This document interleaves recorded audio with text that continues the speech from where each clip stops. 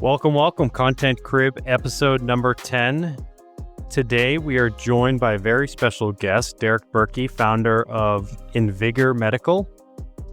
He's truly cracked the code on building trust in healthcare, which is why we're here doing the podcast, and we thought we would have him. So through his powerful personal branding, Derek is not hiding behind the corporate speak as a CEO. He's making complex telehealth and compounding topics, one of my favorite topics, accessible while navigating an industry under fire.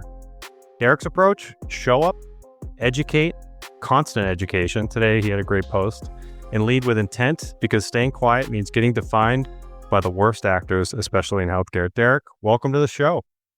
Hey, Chris. Thanks for the introduction. It's an honor to be here. Yeah, we're really excited to have you. Yeah, thanks, Derek. It was actually Chris who came to me. He's like, no, we have to have Derek on the podcast. He's the man. He's doing cool stuff out there. He's really, shaking it up, and which is, we talk about all the time about creating a ruckus, and you're obviously creating a ruckus out there. So how did you all of a sudden enter into the thought process that you were going to start doing what you're doing on LinkedIn, and how did that all come about? That's a really good question. It's funny. A while back, I started Invigor Medical. We started working with a company called Influencer Press. It's a PR company run by a guy named Ulysses Asuna, and he's a really good guy. But he was giving us all these opportunities to kind of get Invigor out there. We got featured in a whole bunch of really great articles by Psychology Today, Forbes, a bunch of things like that. We got ad displayed in New York Times Square, and it was just like a lot of really cool things happening. And I had no platform to show them on. I'm just like, there's all this cool stuff, but I have nobody to show it to, And so it kind of dawned on me. I'm like, I need to start working on my personal brand. I need to start working on building something so that way when these cool things that we're doing happen, I have something that I can share them with, I can celebrate them with, and that we can tell people what we're doing. So that kind of impetus started back in really the beginning of the year. I was sitting at I'm fairly new to LinkedIn, honestly. So I don't know what's good or what's bad. But at the beginning of the year, I started with about 1,000 followers. And today, literally right before I hopped onto the call, I just crossed over 6,000 followers. So essentially within the course of about, what is it? We're in August now. So 7 or 8 months, I gained about about 5,000 followers. And so it's been a complete ride. I'm not expecting any of this whatsoever. I was just kind of trying to figure out, okay, let me get my voice out there and find cool people that want to talk about health and about medications and peptides and compounding. And there's a large community of people out there, and I've learned a lot. I've met a lot of really awesome people, and that's honestly just been my overall strategy. It's just have fun with it and have really cool conversations with people, which is what we get to do today. So I'm really glad.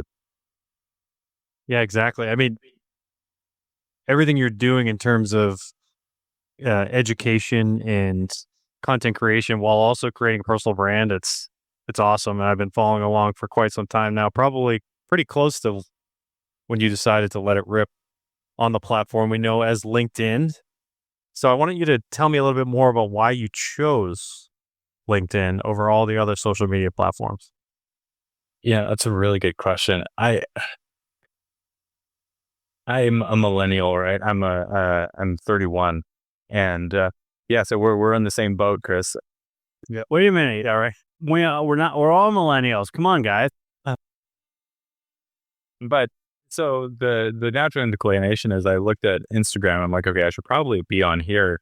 But the more I looked at it, I'm like, this just is not my format. I don't know how to start here. I don't know where to go. I didn't know the first thing. And when I looked at LinkedIn, I'm just like, there's a lot of professional things that we're getting into, and there's a lot of really cool things that I think people there would be more interested in. And honestly, as I read the content that was on LinkedIn and I saw what the types of things people were posting on LinkedIn, I'm like, this is more so what I gravitate towards, what I resonate with. I appreciate people that are willing to have deeper conversations about topics, that aren't just willing to boil things down to just oversimplified fodder for the masses. I want to get into the nuances. I want to get into discussions with people.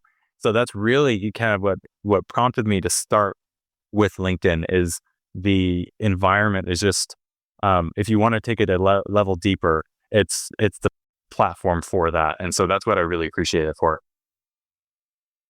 Yeah, you said it perfectly as to why I got on LinkedIn years ago when I did it. I realized I need to have a voice in what I was talking about, and I wanted people to hear it, but I didn't want to dance on TikTok or anything like that. Right. And that's just not me. But what was the two things? What was the easiest thing you found about LinkedIn and or creating content, and then secondarily, what was the hardest thing you found? Oh, that's a good question. I feel like the easiest thing was for me, I guess my general approach is I just like I'm not here trying to impress anybody, right? I feel like there's a bunch of different people on LinkedIn. There's people that are and absolutely no shade, right? Because like we all got to make a living some way. But like there's people that are there for B2B connections. There's people that are there to coaches for busy executives. That's everywhere. And there's like certain levels of how good ones to not great ones, or and everything in between. But really, it's like a lot of people are using LinkedIn as a platform to earn their living. And I was just seeing it as like, this is just a great platform for me to build my voice. And so I'm just going to have fun with it. Like, I'm just going to let my voice come out and not have to worry about trying to impress anybody. We're trying to worry about trying to like, extract value from people that I'm interacting with, and rather really try to show up and provide value to the people that I'm interacting with. Because like, to me, that's what, like, if you want to grow a presence or if you want to build any relationship, providing value is like foundational to that. And then at that point, reciprocation, at least the real ones, as the kids say, like the real ones, they want to reciprocate that value back, And so that's really kind of what I was looking for. I'm looking to put value out, have fun, have good conversations, and yeah, it's been a great ride. So in terms of like what's been easy, it's just been easy to engage with so many great people, In terms of what's hard, at the beginning, I was just really trying to find a format that would work for me. I had a lot of hits, I had a lot of misses. It's funny, I remember the first post I ever made that kind of went viral, and now looking back, it's barely a blip compared to some of the other posts I've made. But the first post that went viral was about the Hims GLP-1 commercial from the Super Bowl. And I made a comment about it, and I think I hit 50,000 impressions, which at that time I was just like completely blown away by. And so after that, it's funny, the mindset I had is like, okay, this is a big dopamine hit. This isn't going to happen again for a while. So I took that mindset of like, I know this isn't going to happen again for a while, and I'm just going to continue to tinker with this and have fun. And so that took me a long time. And so that was my first hit, was in January. And then I didn't have another really big hit and my first post that truly went like viral didn't happen until I think it was May or June. And so like, it took me a good amount of time to really hone in my process and figure out like what exactly makes something take off, what exactly makes something go viral. And it took quite a bit of time to kind of figure that out. Yeah, so we have a mix of listeners. It's our content crib crew that's pretty, in the thick of it and creating content. And then we have kind of the outliers that are posting here and there, but like they just feel like they don't have a structure or, plan of attack on how to shape their voice, but they're trying, right? They're working on it. And then there's a small amount of people that just don't post at all that listen. The lurkers. Yeah, the lurkers. Yeah. You're there. In terms of like approach, planned, off the cuff, somewhere in between, what's your style? Yeah, it's funny. A lot of times it's very off the cuff. But then I try to add structure to what I'm thinking. So I scroll through LinkedIn and I see all kinds of content that like speaks to me. And one of them was the original post that went viral was the Hims Super Bowl ad. And I saw so many people essentially attacking him, saying like, oh, this is terrible. Compounding is like this terrible thing. And I'm like, there's so much here that just needs to be unpacked and just like completely like debunked and things like that. So I just made I had all these thoughts like surfacing in my head. And so I'm like, I just need to get it out there. And so I just whipped something together really quick and put it out there, and it kind of blew up. And I'm like, okay, so this is the format. Find something that is interesting to you. Find something that you're just percolating on, that is like bubbling in your mind. And then since then, I've actually created I'll be very open about this. And like, I'm not trying to hide anything. I use AI for almost all of my posts. Every single post that I make, like for the most part, is written by AI. The one thing that I try to make sure I always do, though, is that I'm not just like serving AI slop to the masses, right? I'm not just trying to like, no, definitely not. Yeah. And really, so my approach is I like do a brain dump into ChatGPT of all the things that I'm thinking about. They're like, there's so many nuances to this. These are all the aspects to take into consideration. These are all the things that I'm really interested in. And then I use like my favorite feature on ChatGPT, when as soon as I came out with this, I was just abusing it, is the deep research function. And I'm like, now just like find everything you can on this topic. And it's like, what kind of sources do you want? I'm like, I want the highest clinical data. I want things that are empirically backed. I want things that are done in randomized human control trials. Like, I want the most significant data that actually means something to not back what I'm saying, but to understand what the reality of the situation is. And then from there, I actually have a pretty set sequence of how I make a post. And I'm more than happy to share it here as well. Basically, as soon as I get that deep research back, I tell it, okay, cool. Now give me the 10 most surprising and impactful points from what you just found. And so it gives me this list of like these really hard hitting facts of like, and I try to make sure it's specific facts, like it's either a stat or it's like some sort of number of some kind. Cause like we want concrete, like as humans, we want something concrete that we can latch onto. So it gives me these 10 like really surprising facts. From there, I then craft a hook that utilizes one of those really surprising facts that then draws them in and then build the rest of the post from there. And really, like, it's been a huge success. Like, I've had quite a few. In fact, I have one recently that's really taken off. That's really taken off. And it's using this format, taking things like research studies that I see from like examine.com or from other, really credible sources, and really digging into it and then creating a post that unpacks it, not in a headline kind of way, but more of like, here's what this actually means. Here's the actual practical application of what this study can mean for your practice or for you personally in your health or for any number of things. So that's kind of my process. And it seems like a lot of people have gotten a lot of value from it. And so I'm just like, oh, let's just keep doing it. Yeah, because it's one of the things that we talk about a lot is, there's this thing called the dead internet theory where, 90% of what the internet is AI talking to AI about AI. And, but I don't, when I'm reading your content, I don't know it at all. 'Cause obviously you must put your own personal spin on a lot of it, and which is great. But that's one to get, since you brought up AI, I want to get your opinion on this. Do you think we see the day where we hit a button and AI does all of our posting for us and takes care of everything? Or what are your feelings about that? Yeah, that's a really good question. And I remember in one of the first episodes, you brought up the dead internet theory, and it really got me thinking. I think, so it's like every other episode at this point, but yeah.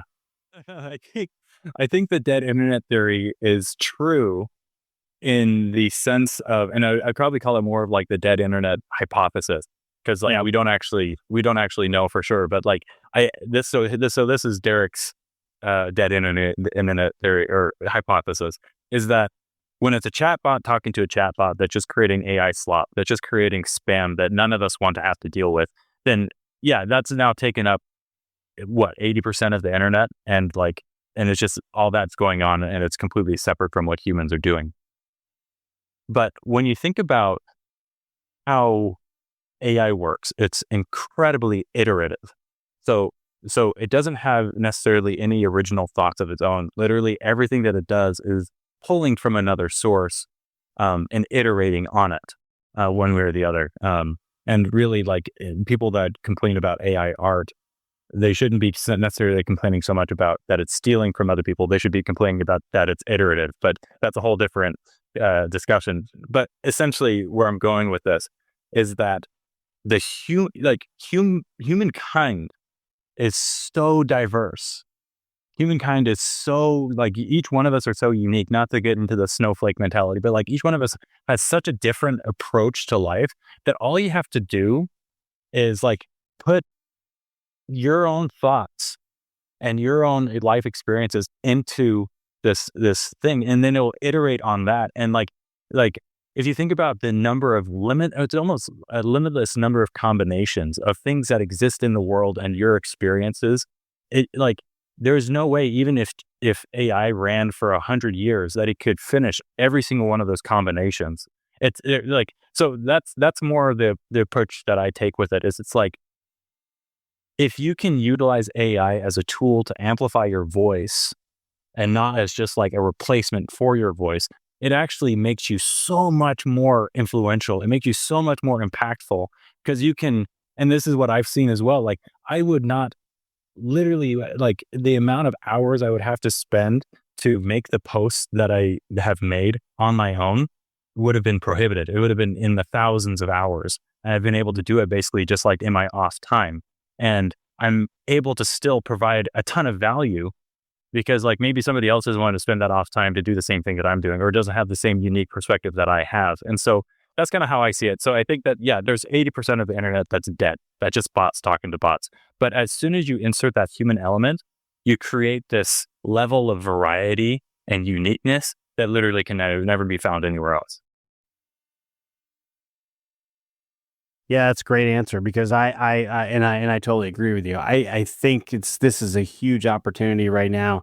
Obviously, AI is great for ideating and helping you create, frameworks on around what you want to do. But the minute you inject a little bit of human element in there, which, and I'll go down a deeper hole, I don't think the other platforms do it very well. I think Instagram and TikTok and a lot of those are just, I mean, it seems like it's all AI based. And what's interesting is, I think, and I said I posted this a little while ago, but YouTube now won't let you monetize AI driven content, which is it's a huge game changer. I mean, because it just, obviously original genuine content is going to be what those are, obviously at least what YouTube is going to be pushing. So we'll see what the other platforms do. Who knows? Maybe that's coming next for them. I hope they follow. Well, you brought up a good topic. Eric, about monetizing and money. And I want to touch on this because there's a lot of people out there that think to themselves, well, I don't want to post on LinkedIn. Like, what am I going to get out of it? Am I going to get paid? Am I going to make money off this? And I wanted to ask you, what's been your biggest, ROI, monetarily or not, moment from showing up consistently?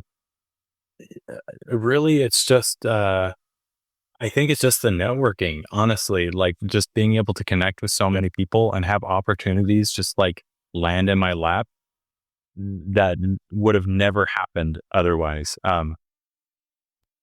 Honestly, like when I saw that question, I was kind of like, what is the biggest ROI? And it's the cliche, 80s answer. It's the friends we've made along the way, it's like honestly, that's how I feel. It's like having so many great people in my network, so many people that I've met, and be able to like just talk to anytime I want, that are just like these resources of knowledge, is just like a huge privilege in my mind. That's why I'm on it. I can't even put an ROI on what I've gotten out of LinkedIn. Just the, people that I have done business with, to the people that, I will be doing business with in the future. I would have never known Chris if it wasn't for LinkedIn. So yeah, there's likewise. Yeah. Right. Well, none of us would have known each other for sure. Yeah. So it's pretty interesting. Where do you see the future for you, Derek? I mean, what is this all, what are you striving for as you keep, on your content journey?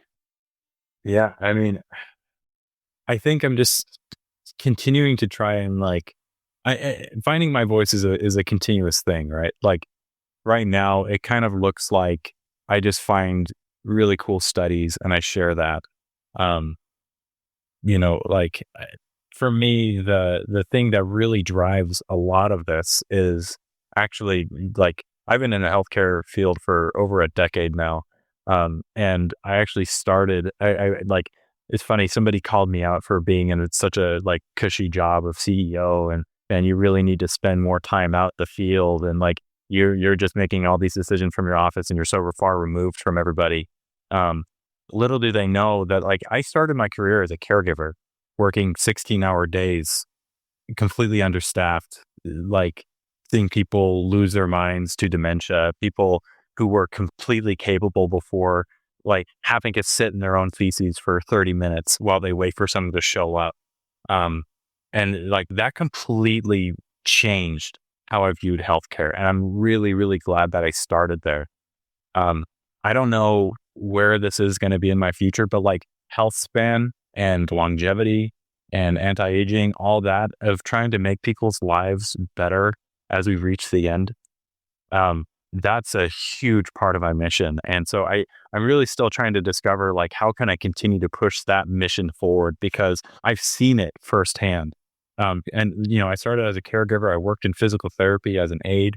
I worked at a addiction therapy clinic where I help people get off of heroin and fentanyl, and, I worked at a prosthetics clinic where I saw people in their later years literally lose limbs to diabetic neuropathy, it's just, so like, I've seen this full gambit of how not like bad health can affect us in our later years, on so many different fronts. And so I'm just trying to figure out how can we make sure that we get as many people across that finish line, kind of at the end of our lives that are living the best that they possibly can. And so I'm still very much in the process of discovery there. And, but that really is my mission, is I want to try to help as many people there as I possibly can.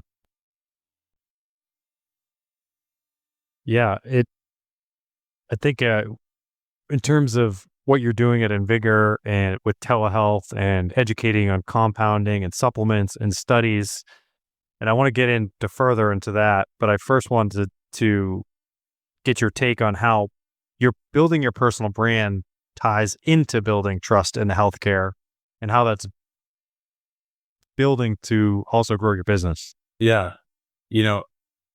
I think you included this kind of in the intro. I think that personal brand is so important to any kind of business, right? Because people want to do business with people. People don't want to, like, they see a corporation and like their guard immediately goes up. They're like, you're some corporate that just wants to sell me. But like, if they know, like, hey, no, Derek is like, he's not just trying to get me on some pill. He talks about like the simple things that work all the time. Like if I had one drum to beat, it's like, this doesn't have to be complicated. This is so easy. Like, you just need to do a little bit of resistance training. You just need to make sure you're eating, enough protein and fiber and like real canned chicken, right? Best value out there. 100%, And so like, but if they know, like, he's not just trying to push these drugs or pill on me, like he's all about lifestyle, then when it comes time for another like medical intervention to actually show up, then they might actually take it seriously. They might actually, you'd be like, no, actually this could be good. Like example, like Samorelin, for example, it's a peptide that a lot of people might not know about. But I feel like could help so many. In fact, we've had so many patients come in. One in particular comes to mind, and obviously I won't share any info, but like, they were experiencing osteoporosis and actually reversed their osteoporosis because they were taking Samorelin. Like, and like, to me, that is it's such a game changer to be able to basically be anti-fragile in the sense of like, you're protecting your body as you continue to age. And so like, Samorelin is like absolutely one of my favorites in terms of being able to increase lean muscle mass, being able to increase tendon strength and increase bone density and those kinds of things that like, if more people as they age actually knew about it, could improve their quality of life. So, but like, if you're only taking Samorelin and you're not exercising and you're not, walking on a regular basis and you're not, eating the right food, it's not going to move the needle. You're just going to be sitting in the same spot and you're going to be like saying, why isn't this working? But it's like, it only works if you do the work. But when you're doing the work in combination with this therapy, like the results can be absolutely astounding. So, but that's a bit of a tangent. I think that going back as well to like, why is it important to get your voice out there, and to essentially represent your brand, is that there are so many bad actors that are out there. These research chemical, like specifically in the compounding space and the peptide space, you have these research chemical websites that are pushing these, I should not throw around unapproved. I'm really worried that Scott Bruner will come after me. And let's put down the slide, the bad hammer. But specifically, like Medicare not FDA approved for human use. Yeah, and not FDA approved for human use on the FDA's do not compound list, right? And it's like if you're finding this on a site, then it's like most likely they're not getting that from a legit source. They're probably it's probably sitting in some 50-gallon drum in their garage, right? They're allowed to cut corners because there's no regulations. 100%. And so like, if you don't speak up, your industry is going to be defined by those people that then cause all of these terrible things to happen. So yeah, it's definitely something that I'm very passionate about. Well, tell us what are the big happenings with Invigor and where you see the next year or two going for you. I think, we're really only in like the third inning in terms of telehealth, and it has had a big, they've had a pretty big first few innings, to say the least, with the GLP-1s exploding. But what's going on with Invigor, and any things you want to talk about? Yeah, with Invigor, we're honestly just kind of staying the course. It's not really a sexy answer at the moment. We have some other endeavors that we're trying to get launched at the moment, that aren't really quite at the stage where I can announce them yet. But it's definitely something to be looking out for. But in terms of Invigor, we're just trying to double down on what works, and like trying to make sure that we're making our customer service even better. We're trying to make sure that our telehealth partners, that partnership is really good, and that the workflows through there are going really well. Honestly, about last year, we just started partnering with a company called Dr. Telex, and they've been phenomenal to work with. And it's been really awesome to be able to see the kind of level of care that they're able to provide to our patients. And so really just doubling down on that. In terms of anything else, I don't necessarily have anything more concrete to share with the world until it's like ready to go. So, but no, very exciting stuff happening. Man, that's great. Well, you got all kinds of great stuff going on, Derek, and I want to thank you so much for coming on. And I can't believe our time is pretty much up right now, but thank you for coming on and sharing your journey, and congratulations on all your success with your content and obviously educating the masses. And what you said more than anything is you're helping people, which is huge. I mean, you've helped me today. I was making some notes as we were talking. So I want to thank you so much for doing that. Yeah. Absolutely. Thank you, Derek. Really, really appreciate it. And I wanted to give you a chance to give one more piece of gold because it's been amazing. Thank you. But if you had one underrated move that's helped you grow your network or business through content on LinkedIn, what would it be? The one there. I think the one thing that it would be, and I'll just say this, I think LinkedIn is a place where a lot of people want to get on and flex their credibility. They want to flex their knowledge. They want to show how credible they are. And I would just advise people not to fall into that trap. Because as soon as you do that, then it's like really what it comes down to, the way you grow your network. And then granted, you want to have your face out there, and you want to be able to have people be able to know who you are and trust you. But where you're going to see the most growth is by having the mindset of, I am going to provide as much value to these people, to my audience, as I possibly can. And if you think that the majority of the audience on LinkedIn are people that are trying to flex their credibility and flex their knowledge, if you give them the opportunity to do that, you're going to blow up. And really, that's kind of my mindset, is try to give value to these people and try to give them a platform to be able to show their expertise. And it starts such great conversations that really gets things going. So that's really my one tidbit, is provide value, and don't be too full of yourself. Make sure that there's something that can give other people kind of the spotlight. because really that's what it comes down to. That's how you're going to get more people in the door. Very, very well said. And with that, thank you so much again, Derek, for coming on and giving all those great nuggets and all that great information. Really appreciate it. It's been an honor. Thank you, guys. Thanks, Derek.